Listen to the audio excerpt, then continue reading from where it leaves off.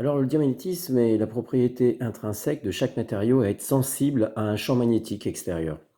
Alors là, on va parler exclusivement du graphite, graphite pyrolytique. Alors en fait, c'est un empilement cristallin de plusieurs structures hexagonales en nid d'abeille. Bon, là, on ne le voit pas, bien sûr, parce que c'est au niveau atomique.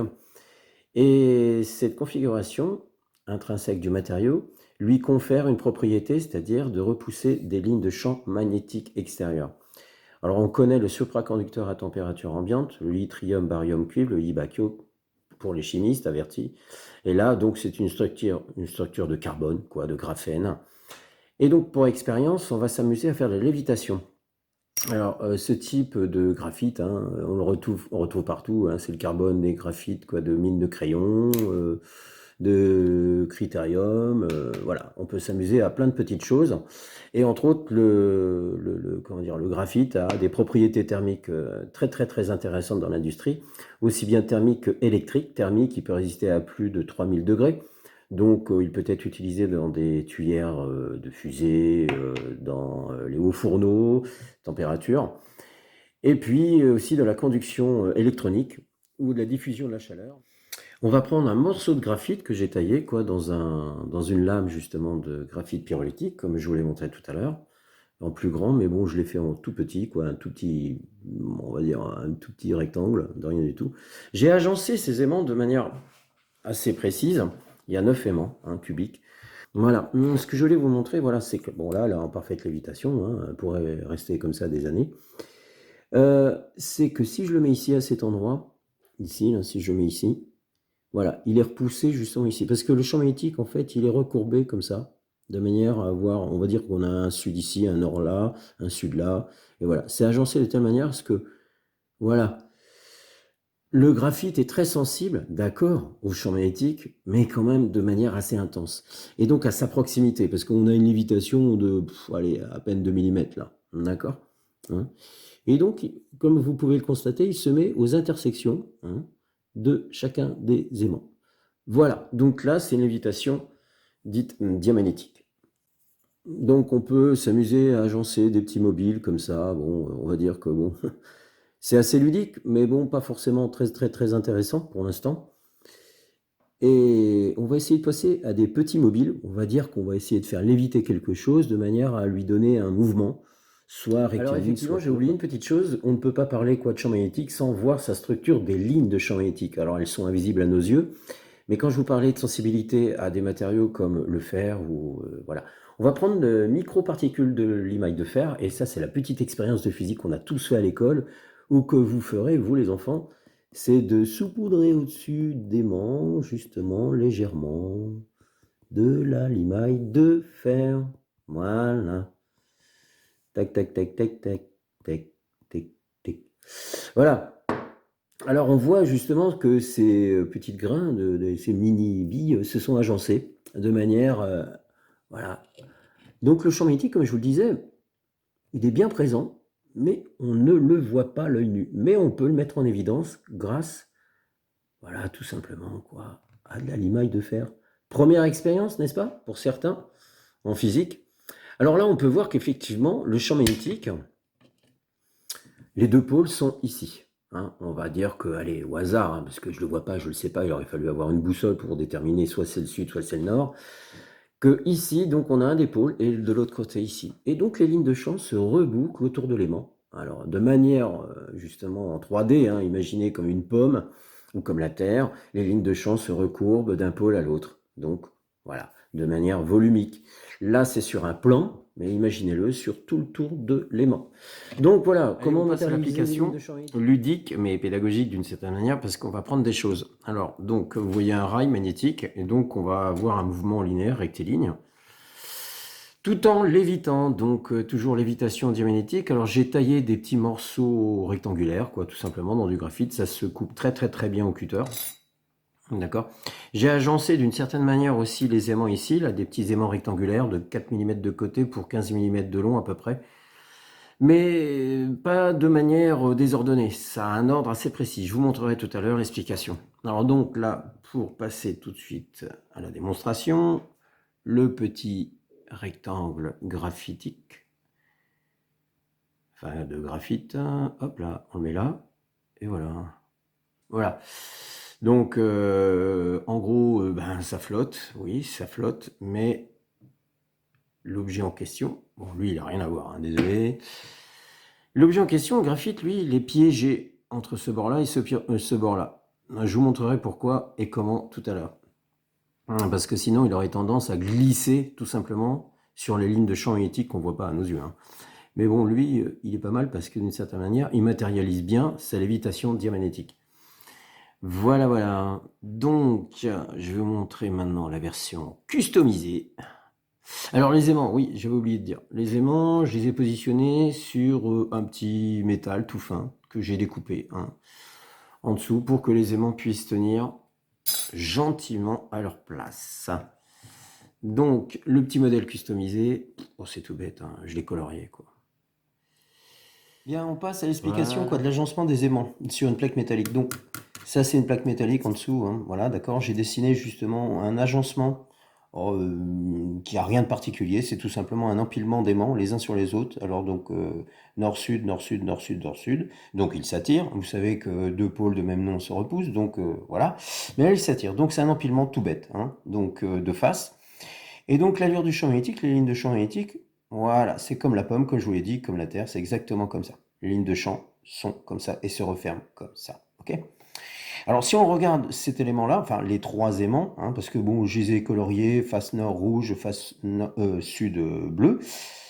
Si on regarde de profil, bien de profil, on les voit comme ceci. Nord, sud, nord, sud, nord, sud. Voilà. Et les lignes de champ, bah, on les retrouve comme ça. Ok, qui longe quoi, je veux dire, des aimants comme ça, et qui se referment. Voilà. Maintenant, si on prend le petit morceau de graphite, lui, ben, en fait, il va pas avoir de répulsion, en fait, là, parce que les lignes de champ, il va les traverser facilement. Et comme je vous ai dit précédemment, il préfère avoir une jonction, enfin, une fermeture des lignes de champ, car à ce niveau-là, le champ magnétique est très intense, d'accord? Là, il va pénétrer les lignes de champ, là, il va y avoir répulsion. Alors bon, vous allez vous demander pourquoi, c'est simplement dû à la structure intrinsèque de la structure cristalline, quoi, je veux dire. Donc il faut positionner les aimants d'une certaine manière pour que tous les aimants, enfin les éléments cristallins, hexagonaux, puissent se faire repousser quoi, par les lignes de champ à l'endroit où il est le plus fort. Et donc c'est ici, d'accord? Alors là, ici, j'ai repris justement le modèle que je vous mettais en exemple, là, tout simplement. Alors, ce modèle-là ne fonctionne pas. Voilà. Pourquoi il ne fonctionne pas? Ben, on va le voir tout de suite. Si je mets tout simplement mon morceau de graphite par-dessus, qu'est-ce qui va se passer? Eh bien, rien. Rien, il ne se passe. Pourquoi? Ben, c'est parce qu'en fait, tout simplement, il pénètre les lignes de champ et puis là, il n'est pas soumis à une répulsion. Donc, vous voyez que l'agencement, c'est pas n'importe comment. Voilà, donc là c'est la forme à ne pas reproduire et je vais vous montrer maintenant la forme à reproduire. J'avais oublié de vous montrer justement celui qui ne fonctionne pas. Donc là vous voyez donc on va faire apparaître quoi, les lignes de champ grâce à un visualiseur, enfin je veux dire sous forme de film, c'est vendu maintenant, c'est même donné. Ce genre de film là nous permet de voir comment les lignes de champ sur les aimants sont agencées. Alors, j'ai tracé sur les éléments parallélépipédiques rectangles, vous avez bien vu,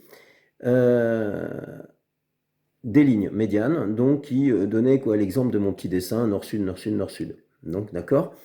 Vous voyez donc l'allure, on va dire les taches, hein, tout simplement, c'est pas les lignes de champ qu'on voit là. Donc, c'est un film dans lequel est enfermé un liquide, dans lequel on a mis quoi, des nanoparticules de l'émail de fer, et on peut visualiser directement l'allure du champ magnétique. D'accord? Donc voilà la version qui fonctionne.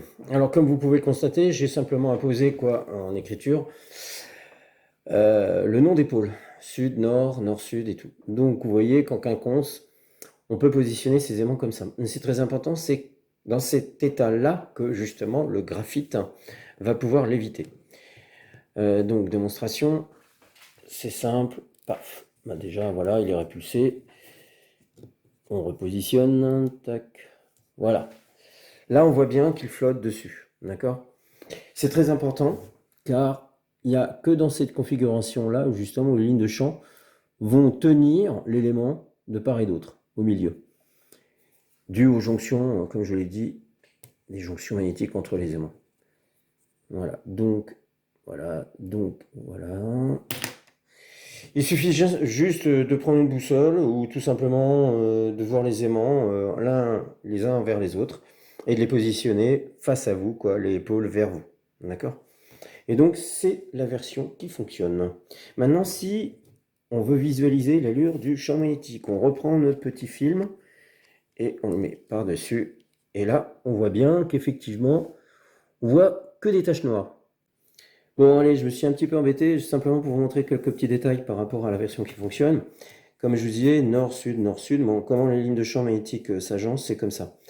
Donc, les lignes médianes, tout à l'heure, elles étaient matérialisées justement par un trait. Mais ici, on voit bien que les lignes vont d'un côté et de l'autre. Parce que les lignes se referment du nord au sud, du sud au nord. D'accord? Tac, tac, tac. Donc, vue de profil, encore une fois, vous voyez l'allure? C'est comme ça. Donc, l'élément, lui, qu'est-ce qu'il va faire là? Il va flotter, tout simplement parce que le champ magnétique est très important à ces niveaux-là. Donc, il va flotter. Ok? Voilà l'agencement qu'il faut suivre. Et si on passait une version circulaire? Eh bien, voilà, une portion de mon cercle qui n'est pas encore terminée. Mais déjà voir si on peut suivre une ligne courbe. D'accord? Donc, un arc de cercle, en gros. Donc, toujours agencé de la manière dont je vous ai expliqué, hein, nord-sud, nord-sud, nord-sud, enfin, bon, bref.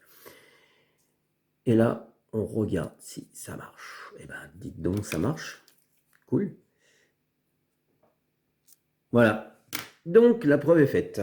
Maintenant, il faut voir si on peut boucler la boucle pour nous amuser. Bon, cette fois-ci, j'ai créé une sorte de skatepark magnétique. Non, c'est pas une place fortifiée avec tous les aimants que vous voyez là.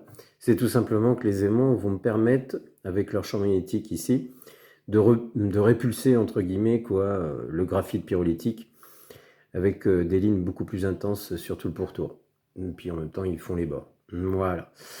Donc là, on va dire que j'ai fait une piste d'entrée. Et là, c'est tout un tapis. Et il y a un certain agencement, comme je vous ai fait voir, justement, des aimants. Ce qui fait qu'effectivement, les lignes de champ magnétique, c'est assez particulier. Hein, c'est assez particulier. Mais c'est faisable. Bon, je voulais faire un joli cercle avec tous ces aimants-là, mais je n'en ai pas assez. Et oui, il en faut quand même pas mal. Et donc, comme je vous l'ai dit, hein, ça s'achète assez facilement sur des sites. Hein. Et c'est la particularité de se découper en feuilles. On prend un cutter et il se divise en plusieurs feuilles. Bon, celui-là, c'est la plus épaisse que j'ai. Donc voilà, quoi. En gros, ça fait ça. Il n'y a rien d'exceptionnel. Ça flotte, ça lévite. Voilà, monsieur. Il y a des morceaux de graphite, c'est rigolo. Mais je me suis amusé à créer voilà, des petites choses que je pourrais laisser dessus. Voilà, le bateau, généralement, oui, ça flotte sur l'eau, mais là, je peux le faire flotter sur un champ magnétique. Sympa, non? Voilà, bateau corsaire, pirate des Caraïbes. Voilà, voilà. Ouais. Tac. Ouais, je m'amuse, hein. Alors, voilà, hein. Tant pis, hein, voilà, hein, faut bien s'amuser dans la vie, hein. Voilà. Donc, le petit bateau. Ensuite, qu'est-ce qu'on a? Ah, voilà, le tourniquet magnétique. Donc, j'ai taillé, pareil, quoi, un petit disque, cette fois-ci, sur lequel j'ai collé des petits morceaux de feuilles. Et quand je m'amuse avec un peu d'air, normalement, vous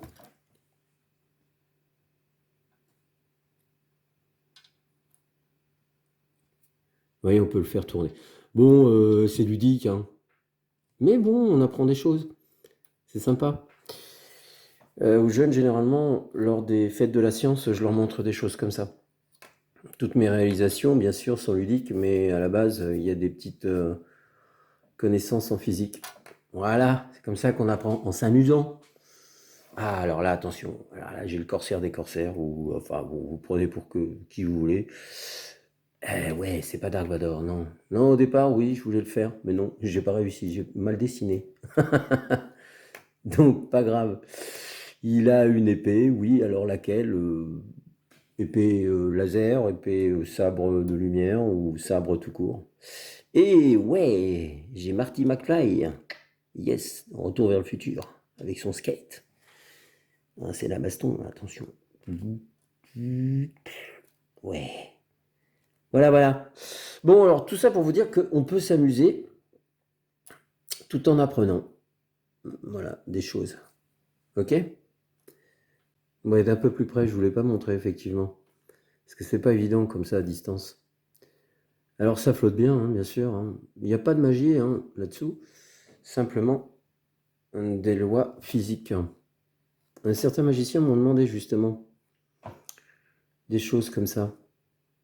Bah, pour créer quoi, la magie, quoi, d'une certaine manière, quoi. Mais faut savoir que les magiciens ont souvent eu de l'aide de la part de physiciens pour leur tour de magie. Voilà. Ding, ding, ding, ding. Ding, ding, ding. Allez, je vous laisse. À plus. See you soon.